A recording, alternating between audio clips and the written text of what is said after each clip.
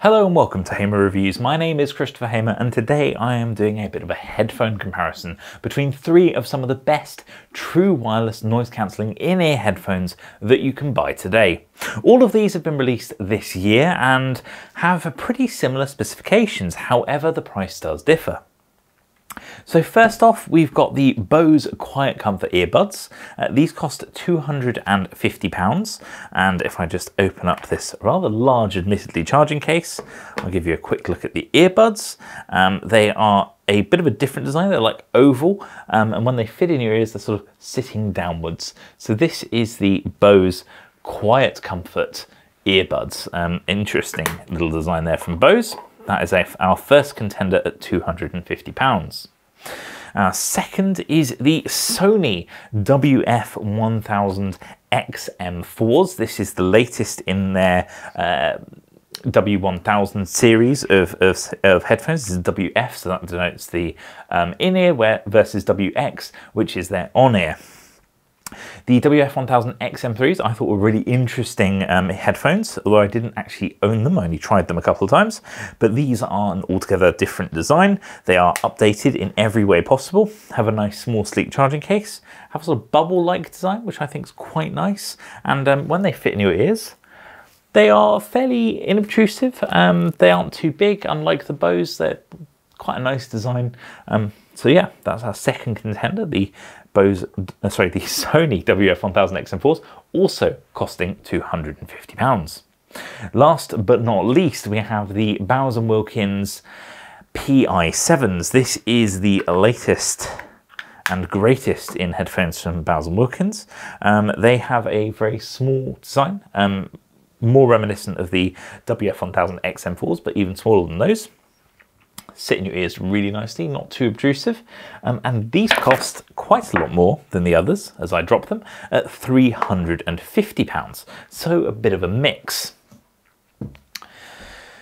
So all of them have noise cancellation. All of them have charging cases with QI charging, so wireless charging built in. So you can place the charging case on a wireless charger and it will charge them up.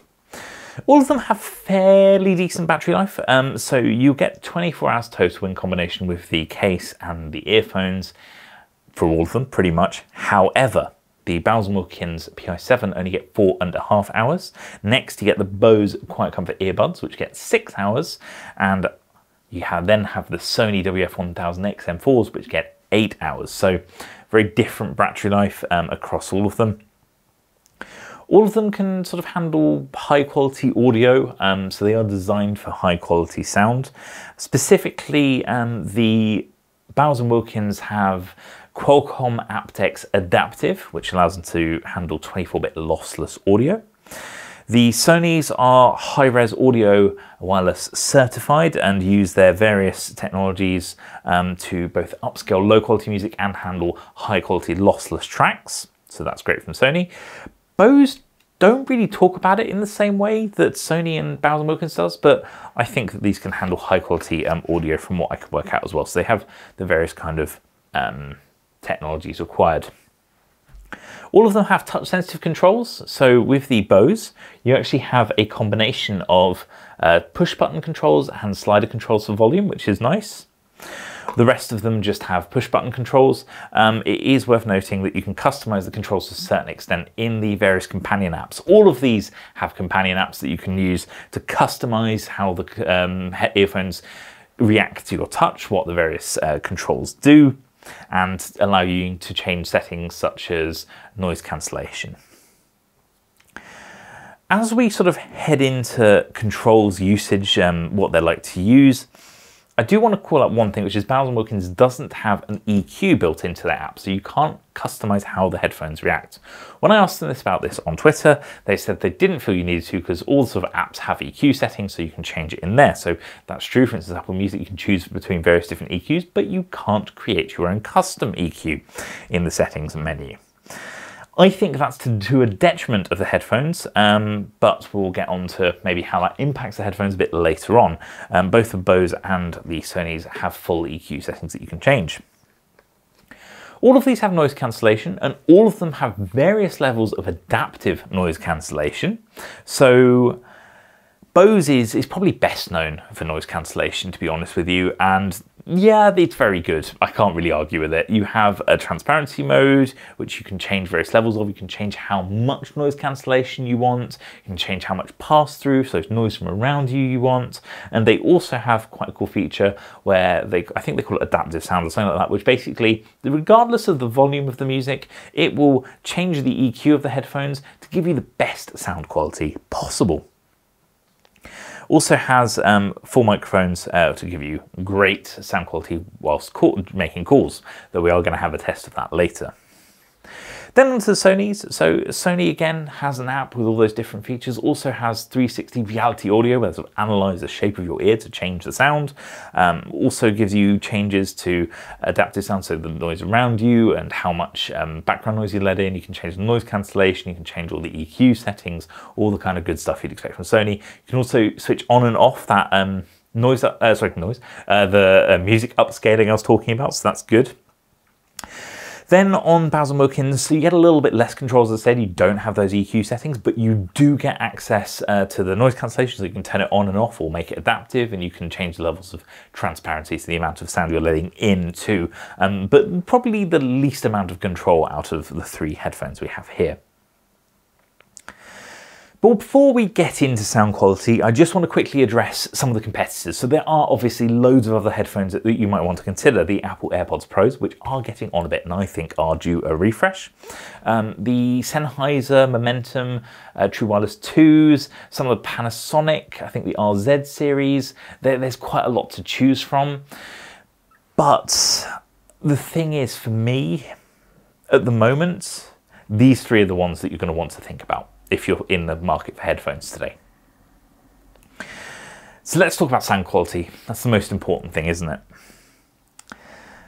The Bose I actually think are weakest. The QuietComfort Earbuds are quite treble heavy. They're almost tinny at times. They're still dynamic, they sound all right, but they didn't have that deep down bass, which is a shame because they are actually very comfortable to wear. So yeah, that's unfortunate. The Bose headphones just didn't feel that exciting. Listening to electronic music or classical music or rock music, it just didn't excite me, which is a shame because I really like the Quiet Control 20s, which I used for a while, or the QC35s, which were their in-ear, or QC30s, I can't remember. Whichever ones were their in-ears of a neckband, they were quite good. I used those for a while. But yeah, unfortunately, the sound quality of these just didn't bowl me over. Next, we have the Sonys. Now, Sony talks about their audio technology on the website. They've got a 6mm driver that they've designed to give you sort of the best sound quality possible. It's clear that a lot of innovation has gone into these, and they are some of the most bass-heavy headphones I've tried. The bass sounds great, nice, big, and powerful. The highs were fairly clear, though it struggled if you had a song with sort of a lot of high and a lot of low end going on at the same time. It did struggle and got a bit muddled at times, but overall sound quality is excellent and they do sound good. They sound exciting to listen to. Lastly, we have the Bose and Wilkins PI7s. Now, in my opinion, these are the best sounding headphones on this table, and so they should be at £350. They're the only ones with a dual driver design, so you've got a 9.2mm main driver plus a tweeter, which just honestly gives you the most dynamic sound range stage here. It's very exciting to listen to these. The low end's very deep, almost as deep as the Sonys. The high end's ultra clear, the mid-range is never muddied, even if you're listening to quite a complex track. Something like Nine Inch Nails or Radiohead really handles that really well. So overall, I really enjoy the sound of those. I would say the Sonys are probably better if you're listening to electronica or say drum and bass, that sort of electronic genres, whereas the Bose and Wilkins is a true all-rounder that will just give you great sound quality regardless of what you're listening to. Then we get on to comfort. Now, comfort is subjective, and what I feel isn't necessarily what you're going to feel, but for me, this is how it goes. The most comfortable earphones here are the the most comfortable earphones here are the Boses. The Bose have this lovely ear tip, which is the same as I've had on the QC20 onwards. And it goes in your ear and it just feels phenomenal. You don't feel they're on there. They're quite big, but they're not too heavy. They do look big, but again, they're not heavy. These feel good. You can wear them for hours with no issues whatsoever. You get 3 different sizes of these wing-tipped earbuds. Lovely. they're very comfortable to wear. Next, we have the Sonys. Now, the Sonys have a custom polyurethane ear tip, which actually is like foam, so it has micro bubbles inside. That blocks out additional noise and I think adds to some of the best noise cancellation here.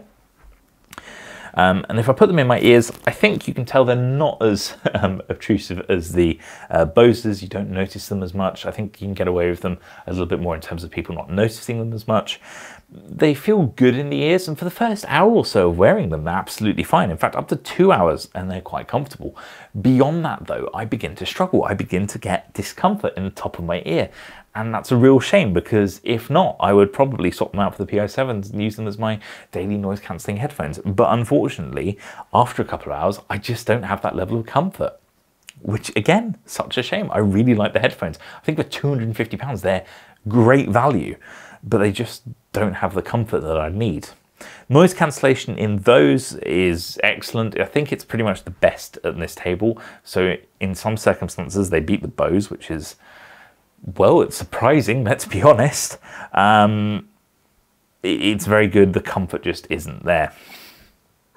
Lastly, we have the PI7s. Now, I'm not going to lie, I've done a full review on the channel already of these, which is linked above at the moment. But I love these headphones. They're very, very comfortable. You can see in my ears, they don't stick out too much. They're not too obtrusive. They're more like the Sonys, but even smaller. And I can wear these for over 3 hours with no issues. In fact, I've run them until the battery runs out without any issues. So comfort levels are good. Noise cancellation is probably the weakest on this table. So for me, it'd probably go Sonys, then Bose very closely matched, and then the PI7s. It just doesn't handle noise cancellation as well, though I think they all have sort of 4 microphones built in. But yeah, that's the sort of setup there. Sound quality wise for me though, the Bose and Wilkins still take it, which is the reason why I would recommend them. But before we finish this video off, just a couple of smaller things to mention. So all of them, as I said, 4 microphones, which means they should be good for phone calls, right? So let's jump into a quick audio test. I've just recorded through my iPhone what they sound like if you're making a phone call with them, so you can make your mind up what you think of them. So let's start off with the Bose QuietComfort Earbuds. And this is the sound quality you'd expect from the Bose QuietComfort Earbuds, also paired with my iPhone. And this is the kind of sound quality you'd expect to get if you're using these for calls. And now we're going to jump into the Sony WF-1000XM4s. This is an audio test with the Sony WF-1000XM4s being tested with my iPhone. So this is the sound quality you'd expect from the Sony WF-1000XM4s. And now the Bose and Wilkins PI7s. And this is the sound quality you'd expect from the Bose and Wilkins PI7, also paired with my iPhone. So this is the sound quality from the microphones on the Bose and Wilkins PI7. So overall, I think the sound quality on the calls is pretty similar on all of them. There's not much in it. They're a bit different in terms of how they sound, but I think in terms of baseline, they sound, really, there's not much in it. They're very similar. There are some differences in technologies for the wireless, so I've already called out, say, the high definition audio, but there's some additional changes, additional things I can mention on the Bose and Wilkins.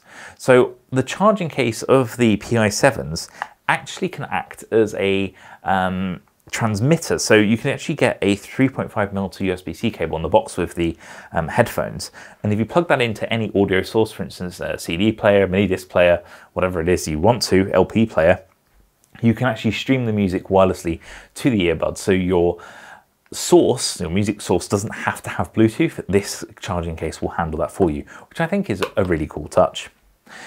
The wireless technology in all of these means that I haven't had any connectivity issues with any of them. It's a rock solid connection. I haven't had any issues with the apps or updating firmware. Overall, they all work excellently, and I haven't run into any issues. So you shouldn't have any problems if you're using them in a normal use case. So which do you choose? In my opinion, the best sounding are the Bose and Wilkins PI7s. They're also the most comfortable, but they're the most expensive at £350. The Bose charging case is far too big. Yeah, it's way too big. And the earbuds are too big, and I don't think the sound quality is as good as the Sonys. And as a result, these are the worst value, in my opinion. The Sonys, I think, are the best value. At £250, they have 99% of the sound quality of the Bose and Wilkins. They have 99% of the noise cancellation. Like, overall, I think they're very, very good. There are some comfort issues, but you might not experience them as I did, so they might be absolutely fine for you. So I'd implore you to try these out first. They also have the smallest charging case, which I think is a very, very good thing, because the smaller the charging case, the more likely you are to carry them with you. There you have it. That is an overview of some of the best wireless headphones on the market today. If you have any questions about them, please do pop them in the comment section. Make sure you subscribe, because I've got individual of each of these either up already or on their way. And if you liked the video, give it a thumbs up. If you didn't, the other button works just fine too. Thank you very much for watching, and I do hope I see you again next time. Goodbye.